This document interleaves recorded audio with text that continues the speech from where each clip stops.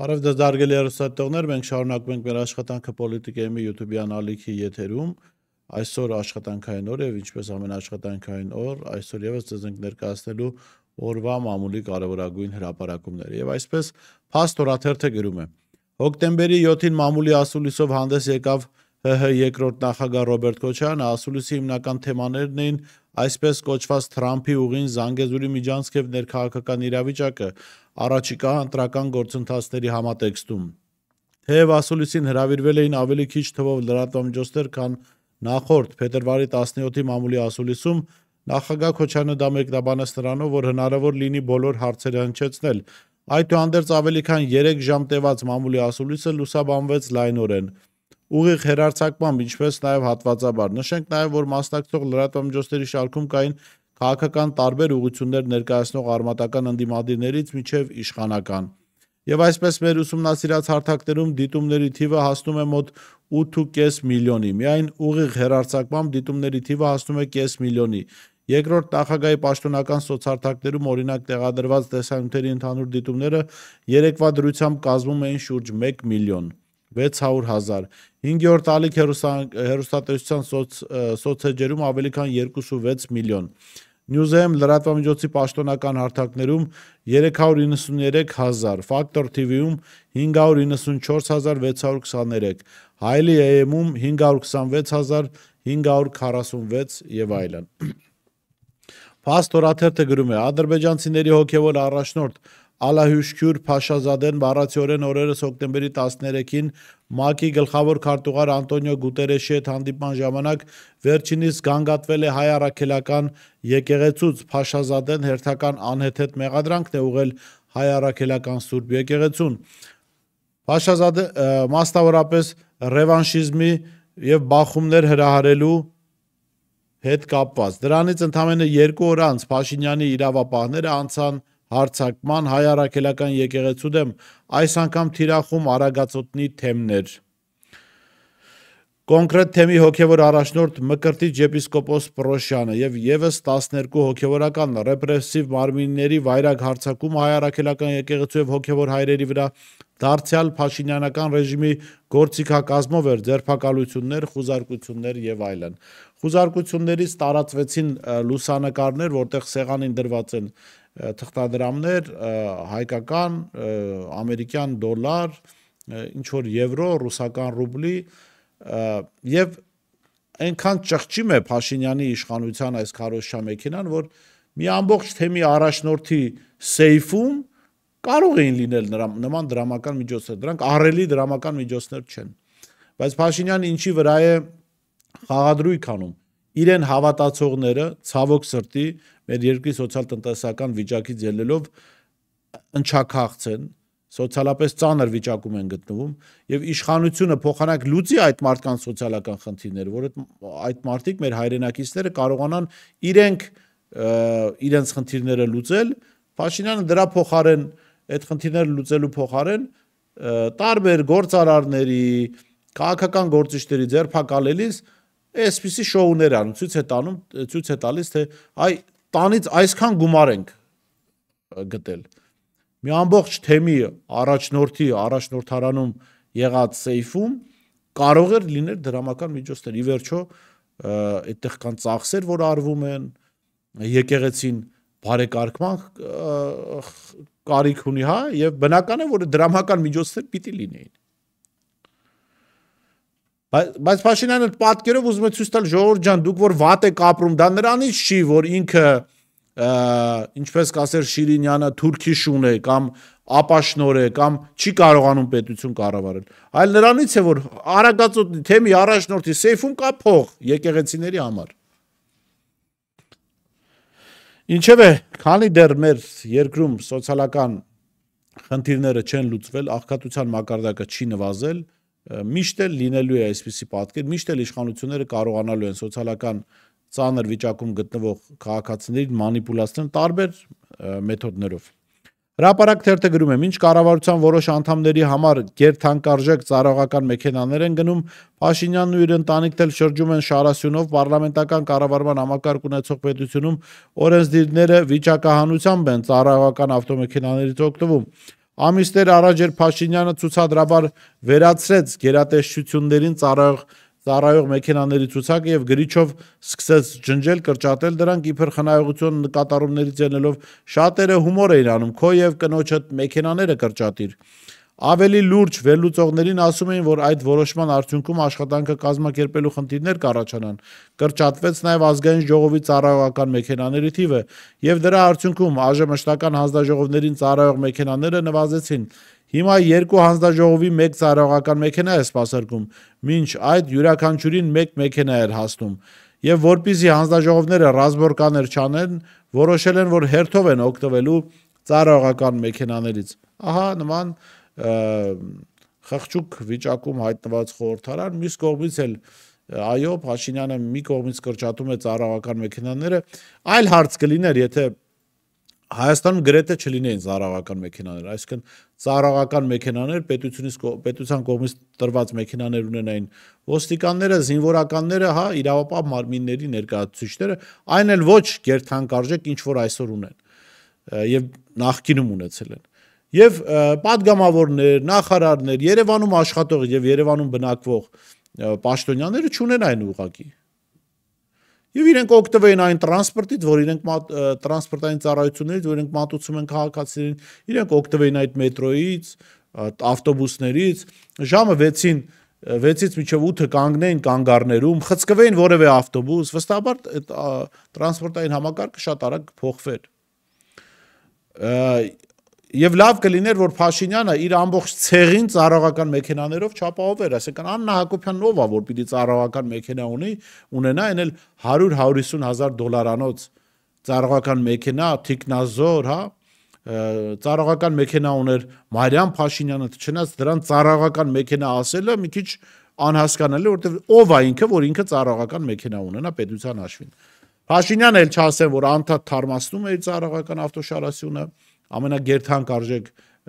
ամենագնացներով, հա, եւ այս ֆոնին իբր ազգային ժողովի երկու հանձնաժողովին մեկ մեքենա է թողում։ Եկը լինի այդ մեկն էլ վերցնես, որ հանձնաժողովի ղեկավարները չունենան ուղղակի ծառայողական մեքենա եւ հասկանան, որ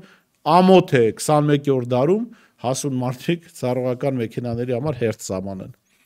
Հրապարակ թերթը գրում է, թեպետ վաղարշաբաթի թիմ ընտրությունների պաշտոնական քարոզարշավը դեռ չի սկսվել, սակայն իշխանությունը տևական ժամանակ քարոզարշավ է իրականացնում։ Մեզ պատմեցին, որ Արմավիրի մարզպետ Վահրամ Խաչատրյանը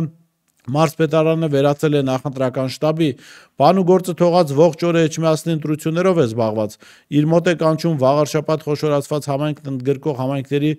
ավտորիտետներին, համայնքի ղեկավարներին եւ թիվ պահանջում, ով որքան ձայն կարող է ապահովել ԿՊ թեկնածու Արգիշտի Մեխակյանի համար։ Հաղթանակի դեպքում խոստանում պարգև, ով ում ինչ հնարավոր է։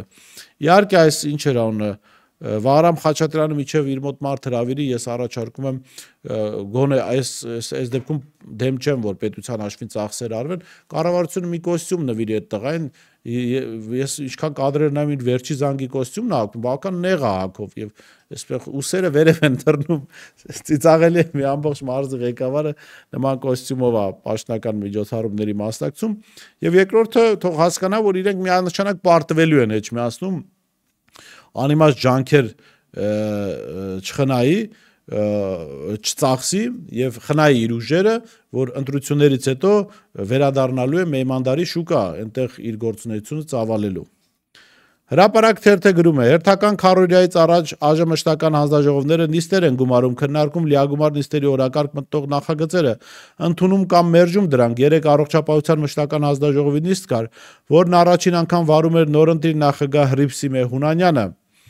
որի ընտրությունը բուռն քննարկումների պատճառ դարձավ, քանի որ նախագահը չունի բարձրագույն կրթություն։ Երեկվա նիստը կտապալվեր քվորումի բացակայության հիմքով, եթե ներկա չլիներ Հայաստան Դաշնքի падգամավոր Արմենհույք Յուրեղյանը, որն օրերս հողին է հանձնել որդուն, սակայն ներկայացել էր։ Փոխարենը հանձնաժողովի անդամ ԿՊԱ-ականները չէին բարեհաճել ներկայանալ նիստին, ըստ ամենայնի անձնական գործերն ավելի էին կարևորել, քան աշխատանքը։ Չնայած ԿՊ-ն ինչպես բոլոր այս 7 հոգանոց հանձնաժողովում էլ մեծամասնություն է կազմում, բայց 3 անդամ էր ներկա նախագահ Լուսինե Բադալյանը եւ նորաթուխ падգամավոր Օնիկ Օհանյանը։ Գործարար բարերար Սամվել Կարապետյանի կալանքը երկարաձգվեց 30 օրով, որոշումը կայացրել է հակակոռուպցիոն դատարանը Վահե Դոլմազյանի նախագահությամբ։ Դատավորն այդպիսով մասնակի է բավարարել քննիչի միջնորդությունը, որը պահանջել էր ժամկետը երկարաձգել 2 ամսով։ Դատարանն այսօր արձանագրեց, որ մեղադրանքի թե երկրորդ, թե երրորդ դրվագը նույնիսկ հիմնավոր կասկածի շեմը չեն հաղթահարել։ Իսկ ինչ վերաբերում է կոչերին, պատկերացում կարծես այդպիսին է, որ այս 1 ամիսը երկարաձգվում է մեկ տրամաբանությամբ, որ կամ ավարտեք այս գործը, ուղարկեք դատարան, կամ ընդհանրապես ավարտեք, ասաց Սամվել Կարապետյանի պաշտպան Արամ Վարդևանյանը։ Նա մանրամասնեց, տնտեսական բնույթի արարքները, որոնք ի սկզբանե ասել են աբսուրդ է, արվում է մեկ նպատակով՝ 14-15 հատոր գործ սարքեն։ Դատարանն այդ մասով համաձայնվեց, բայց թե ինչպես է ստացվում կոչով 30 օր կալանքը շարունակվելու է, բացատրություն չունենք։ Ժողովուրդ օրաթերթը գրում է. նախորդ տարի թեժ պայքարից հետո քաղաքացիական պայմանագիր կուսակցության վարչության նիստում որոշվեց արդարադատության նախարարի պաշտոնում առաջադրել Սրփուի Գալյանի թեկնածությունը, ով մինչ այդ գլխավոր դատախազության ապօրինի ծագում ունեցող գույքի բռնագանձման ուղղված գործառույթների ոլորտը համակարգող տեղակալն էր։ Գալյանը համաձայն 2024 թվականի հայտարարատու տարվա հայտարարագրի տարեսկզբին ունեցել է 4 անշարժ գույք, 2 հողամաս, 1 անհատական բնակելի տուն, 1 բնակարան բազմաբնակարան շենքում, որը նվիրատվություն է։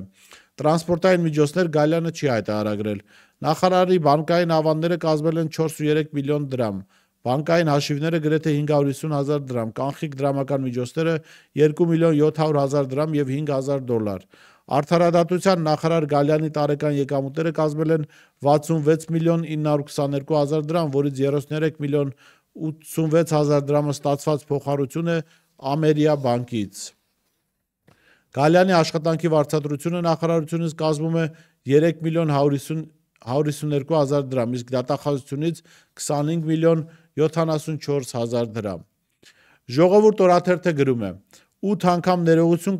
կհայցեմ, եթե Կարապետյանը ցույց տա Գեղարքունիքում 1 բարերարություն։ Ֆակտոր TV-ի հետ զրույցում հոկտեմբերի 8-ին հայտարարել է ԿՊԱ-ական պատգամավոր Նարեկ Գրիգորյանը։ Օրաթերթը պատգամավորին եւ հանրության հարկի համարում հիշեցնել առնվազն 1 խոշոր բարերարություն, որն արել է Տաշիր ընկերությունը Գեղարքունիքի մարզում, ինչի մասին հայտնել է Գեղարքունիքի ԿՊԱ-ական մարզպետ Կարեն Սարգսյանը 3 տարի առաջ։ Սոտք գյուղի 2022 թվականի սեպտեմբերյան հրետակոծության հետևանքների վերացման ծրագիրը ընթանում էր դեռևս անցած տարվա նոյեմբեր ամսից։ Պետական միջոցներով վերականգնվել էր հրետակոծության հետևանքով վնասված ու մեր կողմից հաշվառված 142 բնակարանն ամբողջությամբ, իսկ Տաշիր հիմնադրամի միջոցներով կառուցվել է 147 բնակարանի նոր տանիքներ։ Եկող տարվա ընթացքում կկառուցվեն եւ պատրաստի վիճակում հրետակոծությունից տուժած ընտանիքներին կհանձնվեն նաեւ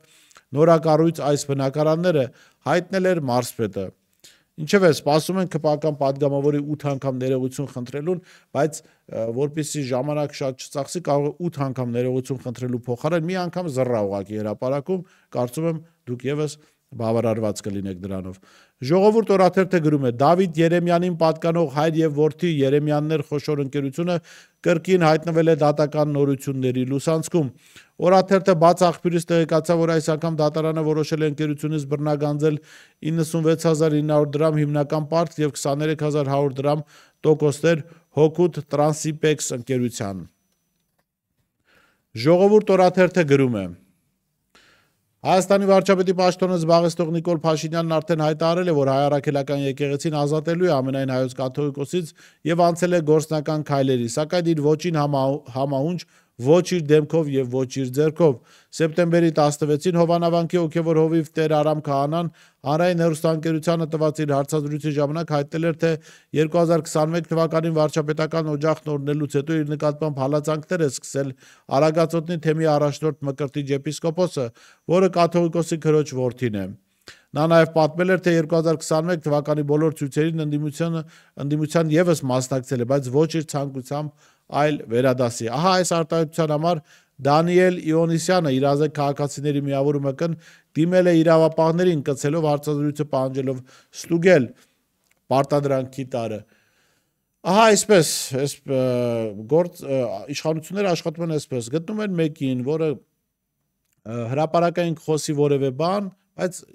իբրև թե ինքը չի տալիս հանցագործության մասին հաղորդում, մի անգամից դաշտ է մտնում Դանիել Իոնիսյանը սորոսական, հետո անցնում են գործի իրավապահները։ Ժամանակին սովետական միությունում 35-37 թվականներին գործում էին հայտնի տրոյկաները, 3 պաշտոնյաների միջոցով արտադատական դատավարություն էր իրականացում եւ հիմնական մասը գնդակահարության էին տարում, այսինքն դատարանից դուրս 3 պաշտոնյա հավաքում են ու որոշում են, որ այս մարդուն պետքա գնդակահարել։ Եվ հաճախ այդ տրոյկաների մասնակիցները իրենց անձնական թշնամիներին էին ինչ որ դանոսներով տանում գնդակահարության, ոչ իրական հանցագործության համար, եւ ահա Դանիել Լեոնիսյան այդ այսօրվա մերօրյա հայկական տրոյկայի մասնակիցներից մեկն է եւ շատ ամոթալի այսպես վարքագծով ես կարծում եմ պատմությունը միանշանակ հիշելու է Դանիել Լեոնիսյանին, այնպես ինչպես հիշել է նախկինում իրենց եղկելի կենսագրությամբ հայտնի շատ ու շատ կերպարների։ Ասում են ժամանակին Հայաստանում էլի եղել է մի իրավապաշտպան նման, որը անընդհատ գործեր է տվել այսպես տարբեր մարդկանց դեմ։ Ես այդ իրավապաշտպան ասվածի ճակերտավոր իրավապաշտպանի անունը չեմ հիշում, բայց ասում են այդ իրավապաշտպանը հայտնի էր նրանով, որ իր մայրը իր դեմ հանցագործության մասին հաղորդում էր տվել, որ իբրև թե տղան փորձել էր բռնաբարել իր մորը։ Թե ով է այդ իրավապաշտպանը, կարծում եմ ժամանակի ընթացքում կպարզվի եւ պատմությունը նրան էլ կհիշի։ Էրդողանը Սերժիկի ժամանակ ասում էր. մենք թույլ չենք տա հայկական երկու պետություն, դա նշանակում է ինքը արդեն Սերժիկին գնել էր եւ Սերժիկի միջոցով բերեց սրան։ Այս մասին News-am-ի հետ զրույցում նշեց Գորիսի տարածաշրջանի հոգևոր հովիվ Տեր Ահարոն Քահանա Մելքումյանը։ Ես 2017 թվականին էի ասում, որ սա նրան բերելու է իշխանության, ոչ ոք չէր հավատում։ Սրանք երկուսն էլ նույն դևի տարբեր գլուխներն են, պարզապես այդ ընդդիմություն կոչածներից ոմանք էլ փորձում են դիվիդենտներ շահել այս իրավիճակից, ասել վայ տեսեք, մենք մտահոգ ենք, իրականում իրենց շահն էլ լրիվ ուրիշ է։ Սա վախենում է առջևում ընտրություններ են եւ հասկանալի է, որ ինչքան էլ փորձի մանիպուլյացիա անել, այլևս տարբերակ չունի, եթե ազգը գնա ընտրության։ Դրա համար փորձում է եկեղեցու հանդեպ ճնշումներ գործադրել, որովհետեւ կորցնելու բան չունի, արդեն մեկ է, ազգը չի ընտրելու իրեն, ուղղակի իր սև գործն ուզում է անել, ասաց նա։ Մինչև անցնենք միջազգային լուրերին, առաջարկում եմ գովազդային դադար եւ վերադառնանք։ Իսկ դու արդեն որոշել ես, թե որ երկրներ պիտի այցելես 2025 թվականին։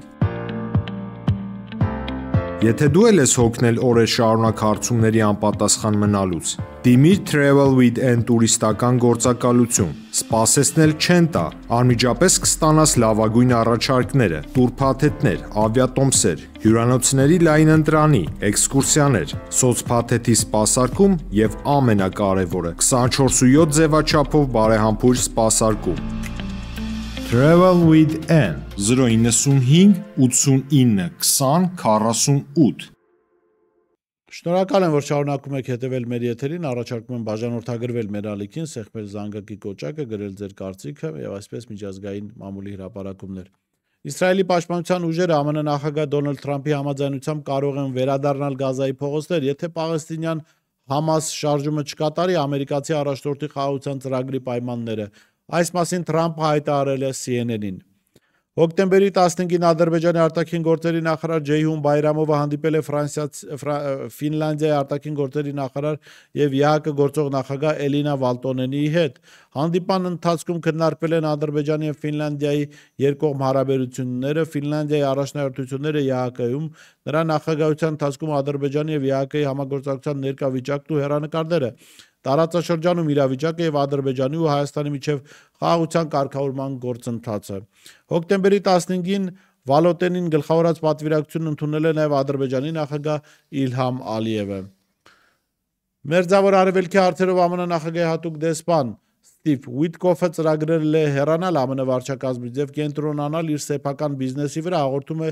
Middle East-ը, հղում անելով աղբյուրներին։ Երկու աղբյուրներ նշում են, որ նախագահի դեսպանորդն այս որոշումը կայացրել է Մերձավոր Արևելքում դիվանագիտական ջանքերի խիստ ծանրաբեռնված ժամանակացույցից հետո։ Պաղեստինի նախագահ Մահմուդ Աբասը հրամայել է 3 ամսվա ընթացքում պատրաստել ազգային սահմանադրության առաջին նախագիծը։ Այս մասին Ժնևում ՄԱԿ-ի կողմից հավատարմագրված լրագրողների ասոցիացիայի համար կազմակերպված ճեպազրույցի ժամանակ հայտարարել է նախագահի հատուկ բանագնաց եւ նախկին վարչապետ Մուհամեդ Շտաեն։ Ինչպես արդեն ասացինք, Ադրբեջանի նախագահ Իլհամ Ալիևը ընդունել է ԵԱՀԿ գործող նախագահ Ֆինլանդիայի Հանրապետության արտաքին գործերի նախարար Էլինա Վալտոնենի գլխավորած պատվիրակությունը։ Հանդիպանը քննարկվել է Ադրբեջանի եւ Ֆինլանդիայի միջև երկկողմ հարաբերությունները, Ֆինլանդիայի ԵԱՀԿ նախագահության առաջնորդ ոլորտները, կազմակերպության առաջ ծառացած մարտահրավերները։ Այսօր այսքանն ենք առանձնասեր տեղական միջազգային մամուլի հրապարակումներից, կհանդիպենք վաղը։